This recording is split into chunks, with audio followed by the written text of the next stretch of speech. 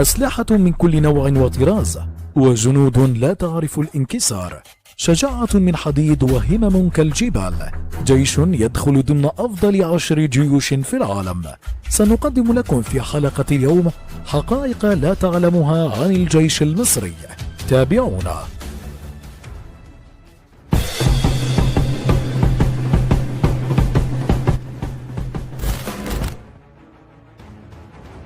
في عام 2020 تم تصنيف الجيش المصري على أنه التاسع عالميا من حيث قوة الجيش، وذلك وفقا لموقع جلوبال فاير باور.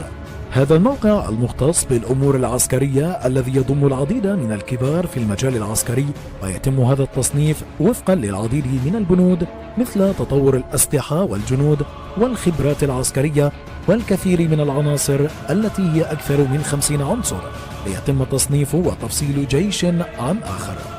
ولكن لماذا حصلت مصر على المركز التاسع عالميا؟ يمتلك الجيش المصري أكثر من 4300 دبابة، ويحتل بذلك المركز الرابع عن قوة الدبابات، والمركز السادس في العربات المدرعة، والمركز السادس في المدفعية وقواعد الصواريخ. يمتلك الجيش المصري مقاتلات رافال الفرنسية وطائرة F-16 الأمريكية، وأيضا ميج 29 الروسية، مع أنظمة صواريخ هجومية ودفاعية بالغة التعقيد. 270 طائرة من طراز أباتشي الأمريكية وذخيرة بعدد كبير، و83 مطارا عسكري في الخدمة.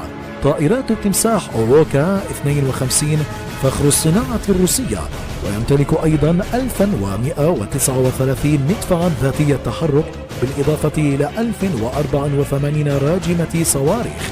هذه الإمكانيات تتيح للجيش المصري قوة اكتساح جوي، وصنفت على أنها القوة الجوية الخامسة عالميا. عدد إجمالي الجنود 920 ألف جندي الموجودين بالخدمة 440 ألف، وقوة الاحتياط 480 ألف جندي. وقوة أي جيش تعتمد على قوة جنوده، وهذا ما يميز الجيش المصري، فلديه عقيدة قوية. القوة البحرية. تشهد منظومة التسليح بالقوات البحرية تطورا عالميا، فتصنف على أنها أقوى سلاح بحري في الشرق الأوسط وأفريقيا، والسابع عالميا من حيث عدد السفن، فتضم 320 قطعة بحرية، 2 من حاملات طائرات من طراز مسترال، فهي مثابة قواعد بحرية عائمة تؤمن المياه الإقليمية المصرية، بالإضافة إلى الكثير من الغواصات القوية مثل غواصة S-43 و-44، وأيضا توربيدات، و50 سفينة دورية للتأمين، وكاسحات ألغام. فرقاطة متعددة المهام من طراز فريم، وأيضا الغواصة الألمانية الصنع من طراز تايب 209. الدفاع الجوي.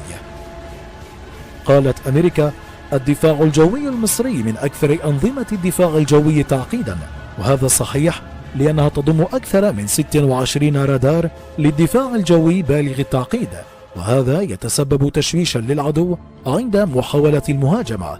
لذلك يعد الجيش المصري قوة لا يستهان بها بحرا أو جوا أو برا، وأنه من أفضل 10 جيوش في العالم، ويحاول دائما أن يتطور، برغم أنه الأقل ميزانية بين الدول ال10 الأولى، فتبلغ ميزانيته 11 مليار و200 مليون، وأقرب جيش لتصنيفه تكون ميزانيته ضعف هذا الرقم تقريبا.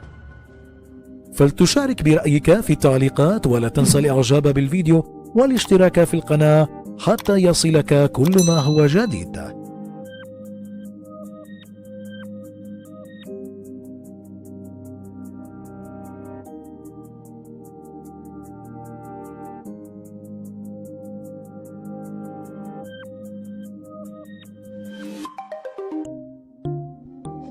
السلام عليكم. لا تنسوا الاعجاب بالفيديو والاشتراك في القناة تشجيعا لنا لنستمر بنشر المزيد إن شاء الله.